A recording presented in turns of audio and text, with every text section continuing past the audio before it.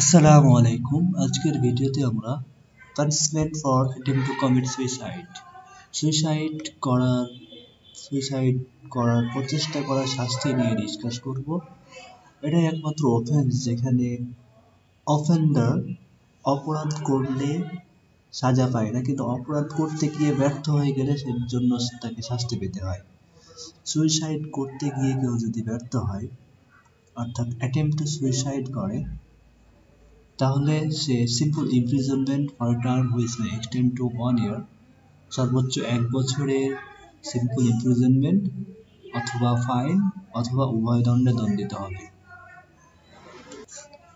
এখানে এই ধারার আন্ডারে শাস্তিযোগ্য হতে হলে অ্যাটেম্প টু কমিট সুইসাইড যথেষ্ট নয়। অ্যাটেম্প টু কমিট সুইসাইড করতে গিয়ে তাকে কোনো অ্যাক্ট কমিশন করতে হবে, কোনো কিছু করতে হবে এই অ্যাটেম্পটা করতে গিয়ে। যেমন কেউ বিষ খেয়ে সুইসাইড করতে যাওয়ার চেষ্টা করতে গিয়ে বিষ ক্রয় করে সেটা বিষ পান করার প্রচেষ্টা করলো।